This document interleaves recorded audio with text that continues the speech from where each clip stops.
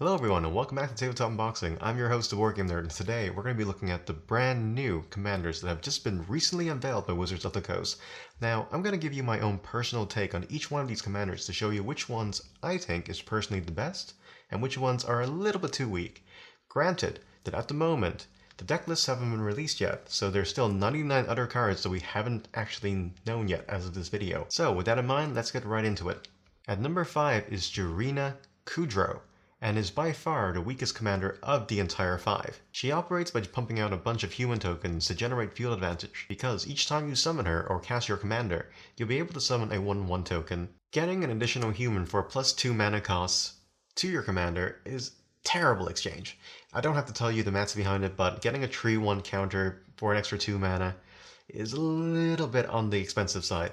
So if this was inside your deck, halfway through the game, you manage to pull it out. Or late game, you manage to pull it out. You cast your commander like 10 times this game. So you're going to get like a small little army to fight off and kill everyone. However, it's not something that you really want as a commander because the value is terrible. It doesn't really start off very strong. And as it stands, it doesn't really progress very well late game. There are better cards to be had. So unless the supports are going to be amazing for this one commander and the other 99 cards are going to be absolutely breathtaking, I can't really see a situation where you would want to pick this one over any of the other ones on this list. So if you're thinking about picking up her deck, just wait for the list to come out, because maybe that will change, but as it stands, just pick up Ikoria from the Brawl decks, because she's considerably better on nearly every single level. And number 4 is Ultrato, the Playful, a commander that can be brought in a little bit earlier due to his mutate ability, which is something new to the Ikoria set. When he inflicts damage onto your opponent, you are able to take back a card from your graveyard that has the mutate keyword inside it. So you're gonna want to mill yourself a little bit just so some good cards go into your graveyard and you'll be able to take them out as the game progresses. He's not a bad card per se, because he provides a lot of utility as well as being a bulky creature, which could be hard to take down. But I can't help but feel as this card is more of a, I don't know, something you have inside your deck, not really a commander, because I think this card really isn't a game changer. When you cast your commander, you want something that will ramp up and basically give you to a game state where there's a win con. I think there is a lot of potential inside this particular card, but as it stands, it's not really game breaking. It's kind of, it's there. At number 3 is Callamax, the Stormsire. What makes him a strong commander is his ability to copy instant spells of yours on each turn, meaning that you get double the amount of value of your mana cost, as well as putting a +1/+1 counter on himself. So by the time the next turn rolls around, you'll potentially have a 8/8 gigantic creature ready to give commander damage, or just give lethal commander damage to someone, depending on how the turn went. There are many ways to get your mana back up and get cards into your hand on other players' turns, so you're going to be wanting to build your deck around that. But this card, unlike the other two, is literally a win con if you manage to build the deck around him correctly. I would personally say that this card, along with the next two, are going to be your must-buys. The other two are maybes. If you have the potential to get a good deal on them, then just get those as well. But these next two are... At number 2, we have Gabby, the Nest Warden. And she's a 2/5 Shaman Human, with the ability to put your first cycling card of each turn to 0. Now, I know you guys are thinking that that's not exactly a great thing, but in Ikoria, there's a bunch of new cards coming out that gives you more than just the ability to draw more cards. So sometimes you can get Death Touch, sometimes you can get Trample, and I can feel as if this is an ability that might be able to scale very well. It's also an ability that can work on each opponent's turn. So you manage to get a blue Leyland, you'll be able to flash in your cycling costs to 0 each turn, meaning that you'll be able to ramp this up pretty fucking quickly.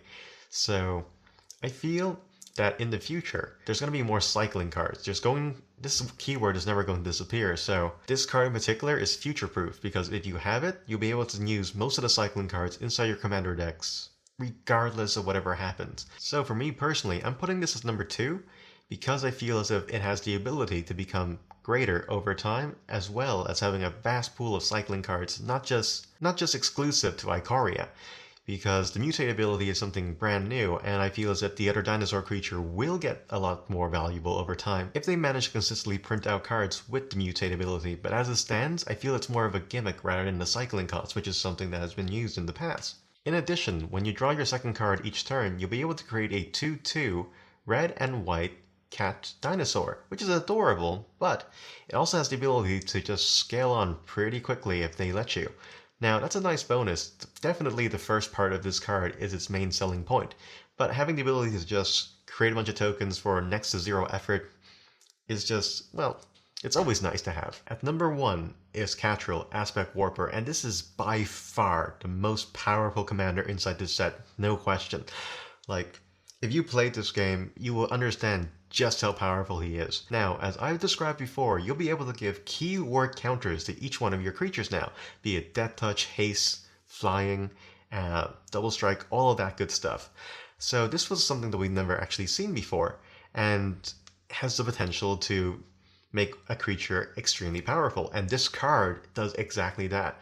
Now, what Chiral actually does is that it's an enter the battle effect. Whenever it enters the battle, if you have a creature with a flying keyword inside the graveyard, put a flying counter onto one of your creatures. The same goes for Double Strike, Hexproof, Indestructible, and the list goes on. The only thing it doesn't cover is Haste. Now, since it is a enter the battle effect, you can just flicker it back into existence and do it again, meaning that you'll have two creatures that are just immune to basically everything. And each time you put a counter onto something else, you'll be able to give a +1/+1 counter to Chiral herself. Now, you don't have to give the counters to Chiral, but if you do, you'll have a creature that is basically a +14/+14 with every single keyword ever known to Magic. And that is just some kind of messed up play there. When I say the counters as well, the +1/+1 counters go on Chiral regardless, but the other keywords can be distributed amongst all your creatures. So, I don't know, this card is definitely a win con. It's definitely has the power to scale up, and the cost of it, it's only a 5-drop. So, halfway through the game, you have a bunch of cards and you put it in, strong enough. It dies, great. Now you have more monsters inside the graveyard anyway, so you'll be able to play it again and get even more keywords out. It is extremely strong. People will know that you're going to play them, and they're not going to let you do it, so they're going to do everything in their power to stop you.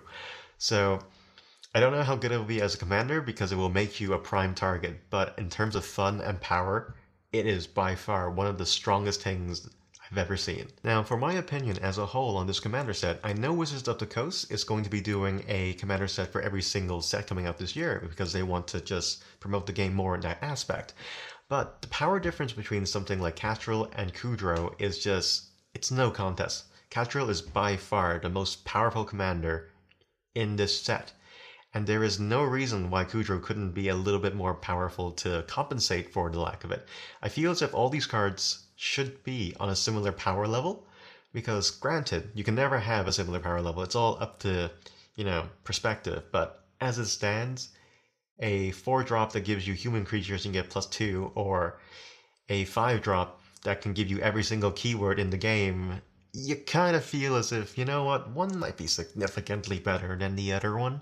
It's honestly a little worrying that the power discrepancy is quite this large, but the 99 cards have not been revealed yet, so hopefully, once it does get revealed, it will be known that Kudro has the best fucking deck ever and Chiral has a shitty deck to compensate. But I hope that's not the case, because then that's kind of being a dick move. Why not just make one card less powerful than the other, or make one card stronger than the other, or make them all as powerful as each other, or, just playtest your fucking... Or, granted, I can be wrong altogether, but as it stands, I feel like Wizards of the Coast aren't too sure as to what to do. They're doing a commander set for the first time with each set, so they're just trying to test their waters to see which one we respond to best, which is fair. So I'm just telling you all now that personally, if it was me and I had a limited budget, just buy the Chiral deck. And as it goes out, I'm going to give you more of my opinions on this. As the set comes out, I'm going to tell you what my favorite cards are or what I'm looking forward to, and hopefully that will help you make an informed purchase. And at the same time, you'll be able to tell me as well if my opinions are a little bit misguided. Am I missing something? I would love to hear your comments on this in the comments below, and we can probably speculate about this entire set together. So, that said, thank you very much for watching, everyone. If you want to hear more of my videos or watch more, be sure to leave a like and subscribe. Until then, I'll see you all next time.